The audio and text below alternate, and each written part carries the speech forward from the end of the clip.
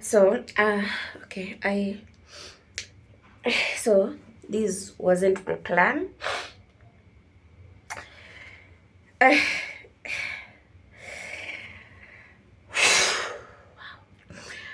so, okay, I thought like it was a coincidence or something, but since someone else has experienced it, and I've also had another business partner somewhere who has shared her experience today, that I hope I'll be able to pin it after this. So, okay, because yeah, by the way, being in business is like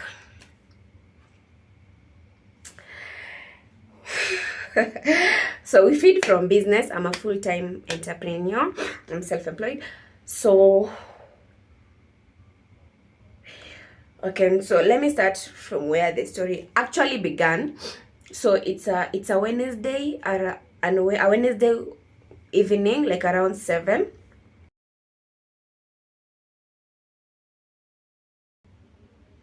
It's a Wednesday around 8. So, like when it comes to business, we do a lot of online stuffs and app.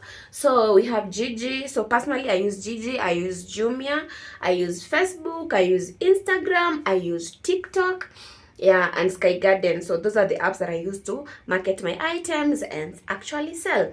So when it comes to Jiji, you are able to talk to the client directly.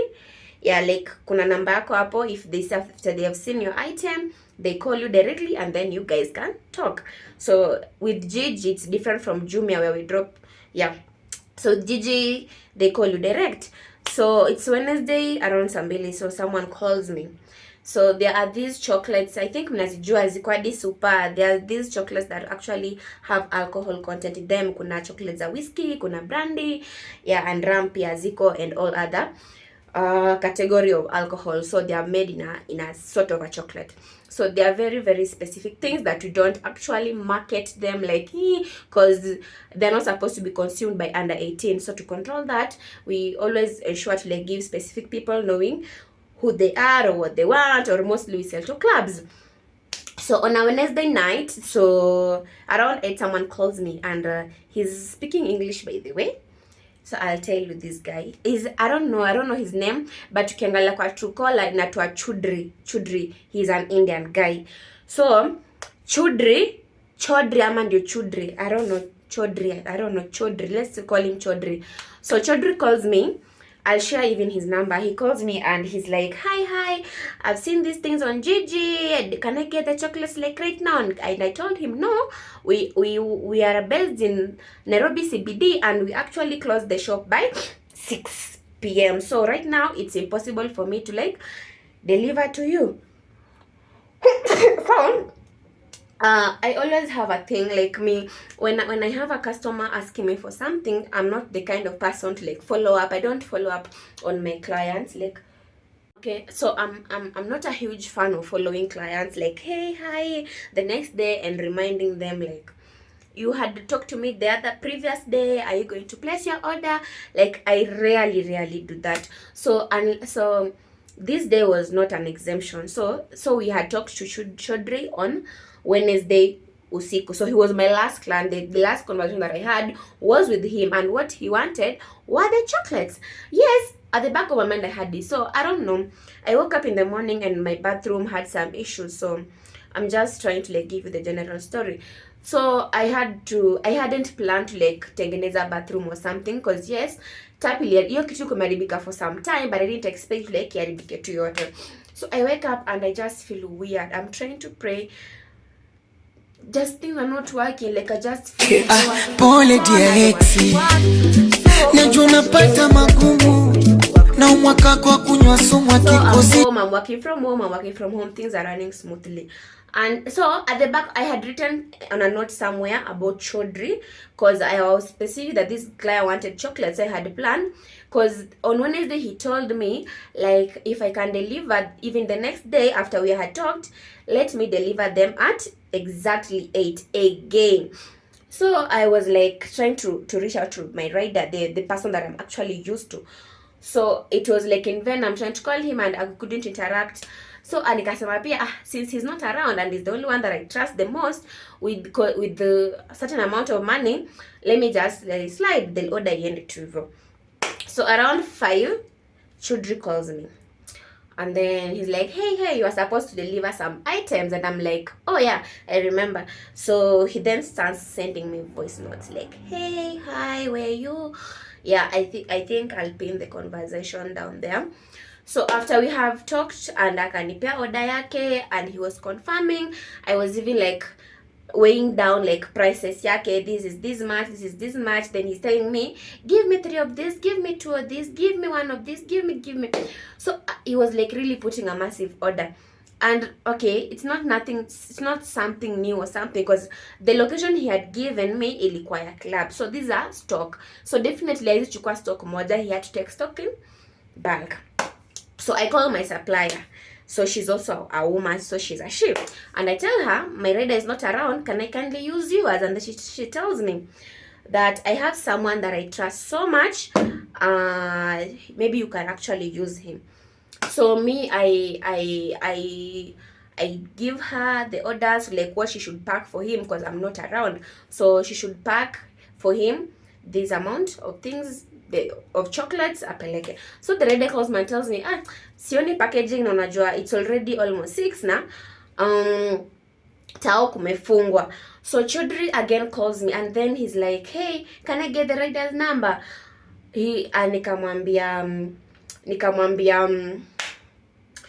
Nikamwambia Jesus.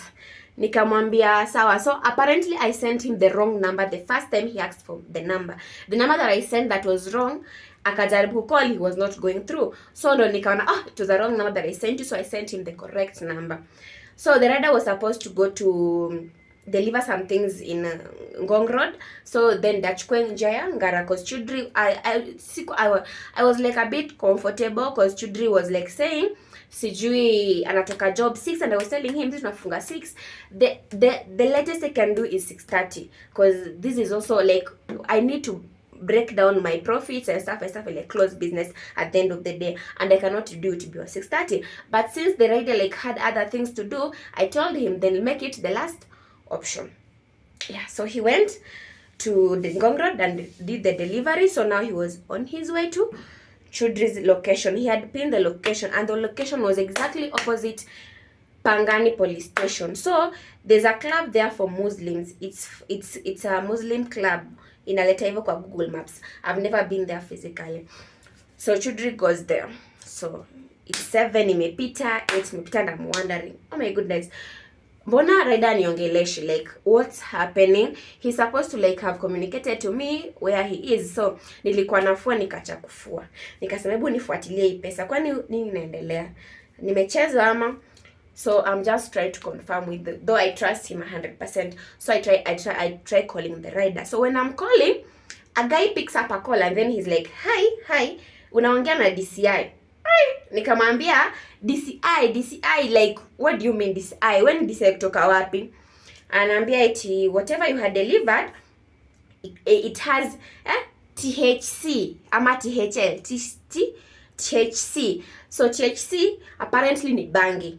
Remember, apparently by the time tulikuwa before Reda chukue mzigo, he had actually called me, he had texted me to ask me, do they have THC? Will they make me high? Miss Jambo na kuweka high. Like my mind wasn't there. I know whatever I sell is alcohol, purely alcohol, hakuna mambo na kumake high. So nikamwambia, I don't know about that. I'm not sure. I will just read it through, but I'm sure it's just alcohol. So I like pin you the conversation, like yeah. So after me kumwambia hivyo, he took the akasema okay. Apparently like I wish I had I don't see if it were red signs because we've had people buying in bulk. Mtu anakujia things in bulk like 20 pieces, 50 pieces, 100 pieces. So this was like nothing new, but the fact that he was asking me about THL, Jesus Christ, I was not good at chemistry sort of. So sikuwa najua THL ni nini ama ni THL kumbe ni bangi. So unajua akiniongelesha nikamwambia THL nimetoka wapi THL inasema, nikamwambia read through the package for me and show me where the THL una claim iko. So at this time nimeweka loudspeaker and now I'm trying to google what THL is. Then yanikuja hapo najua ni bangi. Na mwambia hizo vitu hazina bangi. Umeona from up then he's being like anaongeza volume. If outcome utanisikia tupatane kwa court kesho. I'm like, kwa court? Aje kwa court? Tumefika aje kwa court? Kwani where are you guys? Anaambia wako Pangani police station. Anaambia Pangani police station umefika aje? He was supposed to deliver an item. Like, how did you guys even meet? Like, mmetoana wapi? How did you know that he was coming? He had such a delivery to deliver to someone. Why did you even meet him? So, because I was like trying to namuuliza, what's your name? Where are you? Pangani police station. Uko na wapi exactly?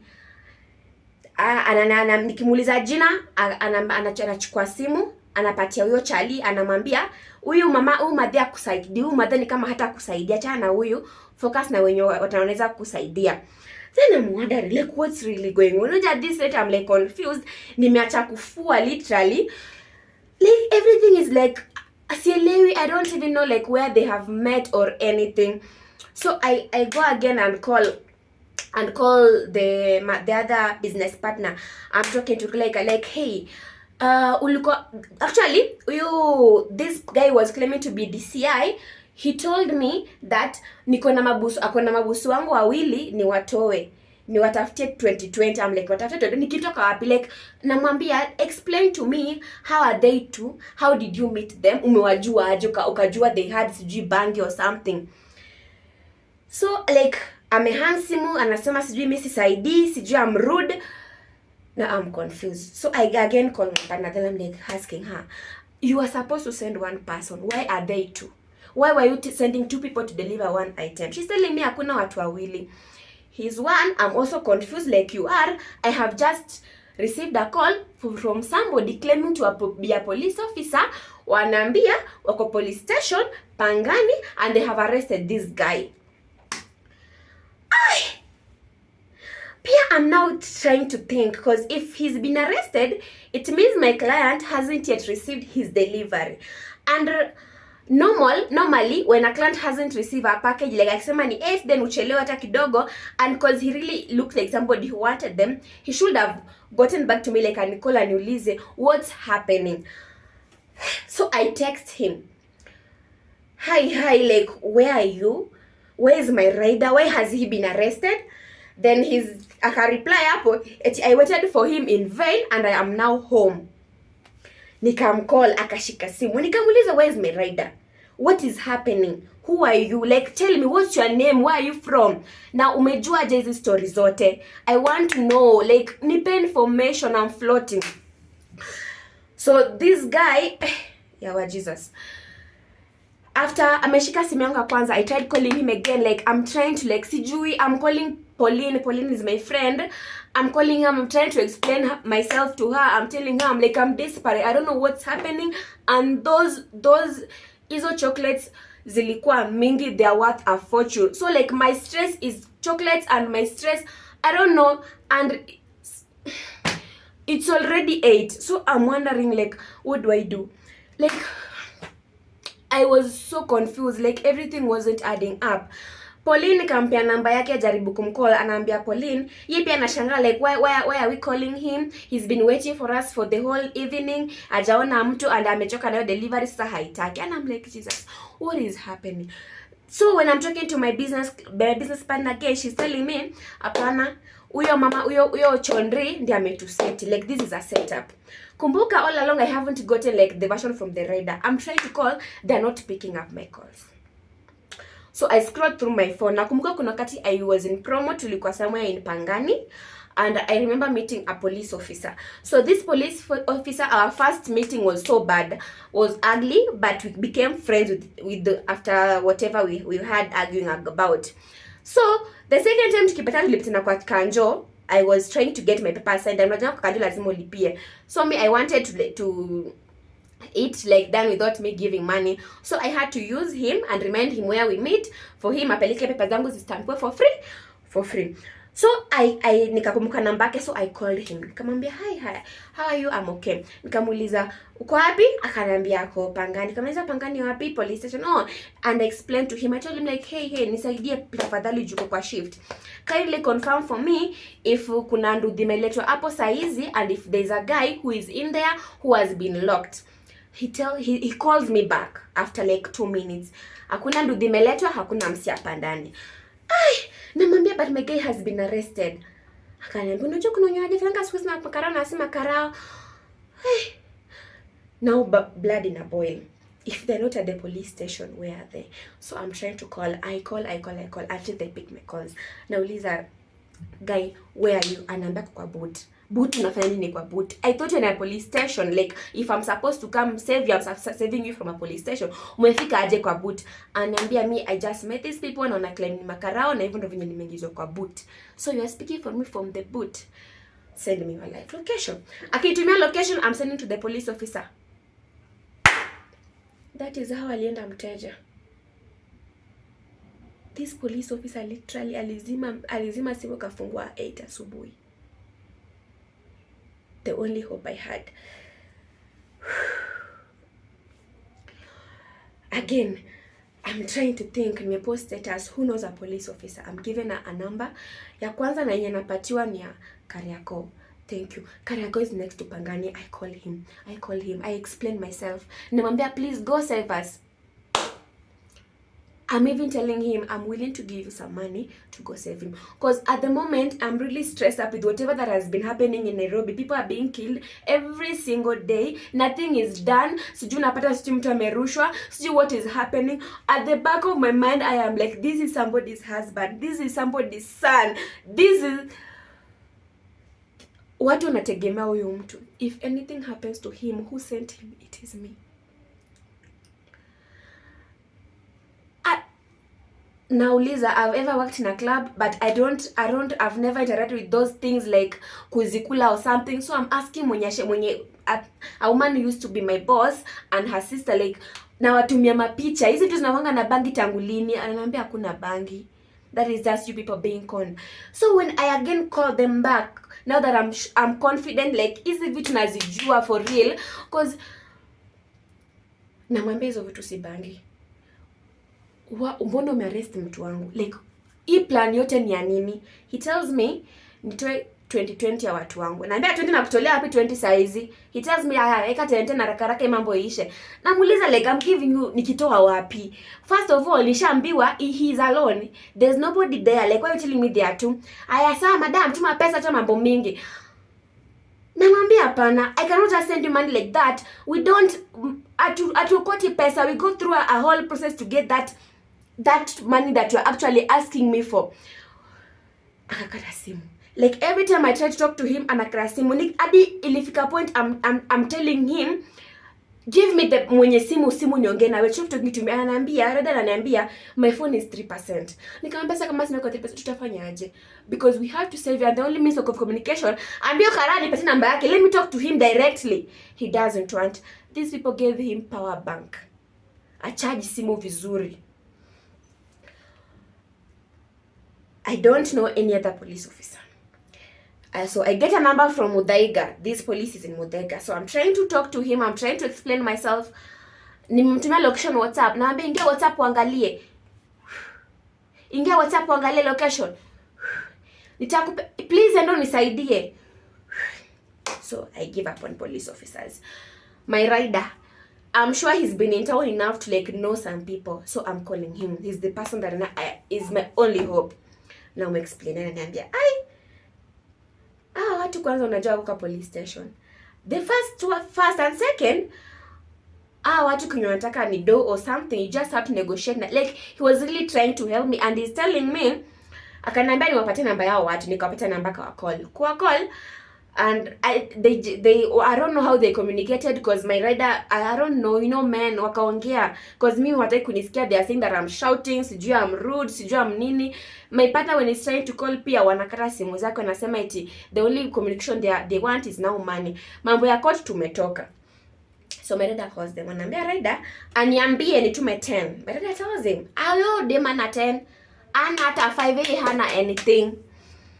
So anasema tutume yenye tuko nayo 5 like immediately. So hiyo ni around ile almost 11. So me I sent 25, my partner sends 25. So they supposed kumwachilia saa 5:30. Wanasema iti wako wengi, hiyo pesa haitawatosha tuongeze do. So ended up adding money. Baada hajaachiliwa. So the wife to this guy is calling my business partner. She's like, my husband has to be safe. So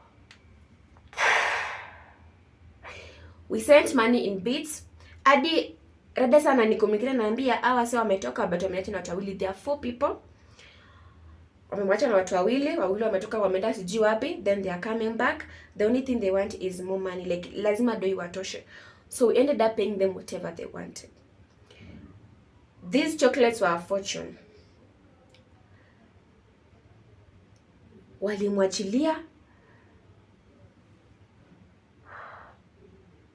masaa 8 huko without any of the deliveries. Walichukua hizi chocolates, and every money that we sent to him, when now I'm communicating to the rider, they were telling me tunatuma do, wanatuma kwa till yenye inafaa kukuwa withdrawn. Sisi ni kutuma do au wapeane till ikuwe withdrawn. So tumeenda tukaandika OB. I don't know how it can, because I don't know. I don't trust the police officers, because if they were to help us, wangetusaidia jana. I don't know the outcome. I don't know, but I'll let you know whatever happens if I still have that strength. Yani nimeamka asubuhi, I couldn't get, sikuwa naweza lala completely, like I didn't even eat, because I'm trying, like nashindwa. I'm trying to walk in town, nashindwa, like nguvu zinaisha. All that money gone like that. All that money gone like that.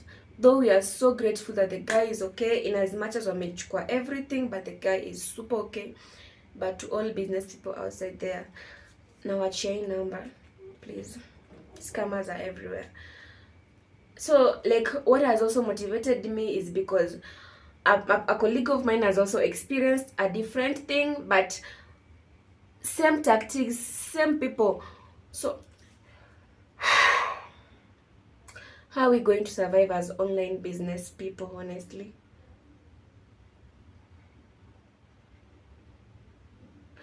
I swear I'm not okay. It's not even about the finances or anything. Sielewi. I know it's my first time being scammed, like such a huge amount of money.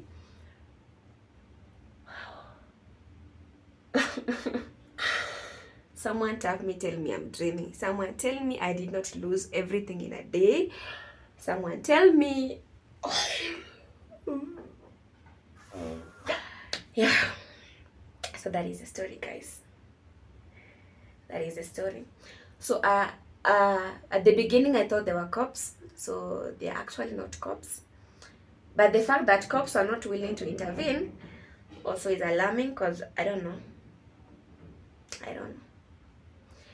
Mini dem, I couldn't leave niende, because I'm considering a lot of things. Mini dem na niko solo. I don't know.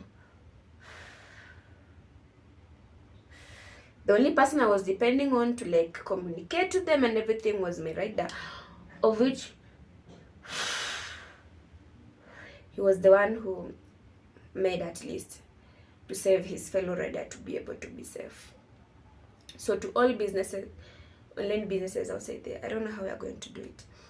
It's always pay on delivery. I don't know. It's not like I'm putting the money in front so much, but I also fear for like the riders, because the weird things that have been happening, and now we have like shit.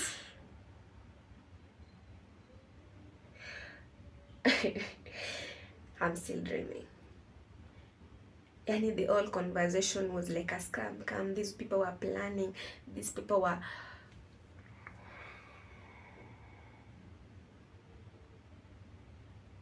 What if I had decided to deliver it personally?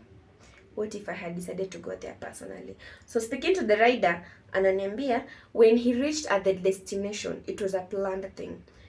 Chaudhry alikuja akamwekelea pingo. He's an Indian guy, sort of light, sort of dark. He's like in his mid 30s or something. And alikuja akamwekea pingo. Na penye alikuwa na park, like when he was like trying to get bora umekuja na pingo, Probox ilikuwa hapo. The next thing they did was kumuingiza ndani. That is what took him long to like respond to our calls, and like he was also just floating, like ajui nini inaendelea. And there were 4 guys. There were 4 men. Directly opposite the police station. These are where things are happening, like siamini.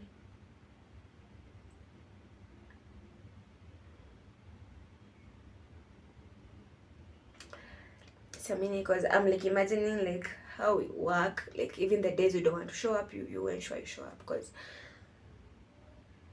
there's no any other way. You're a business person, you have to show up. I can't imagine anyone experiencing what I experienced, or I don't want to imagine anyone in my shoes right now, because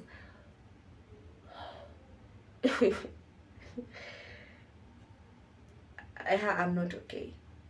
I'm not okay. I can't imagine if I had decided to like, I don't know.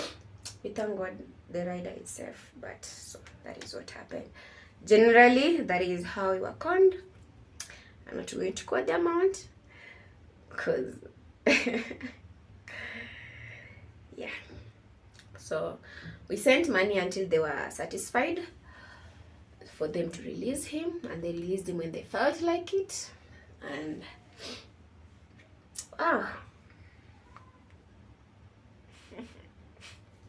so take care of your business. So I don't know how you do it, because it's always, if you're around Nairobi and you're willing to pay for delivery a motorbike, it's pay on delivery. If you're outside Nairobi, it's payment before delivery. I'm going to be super strict. Like, I don't know, I think I smell some, I don't know, I can't even be strict because not everyone is, I don't know.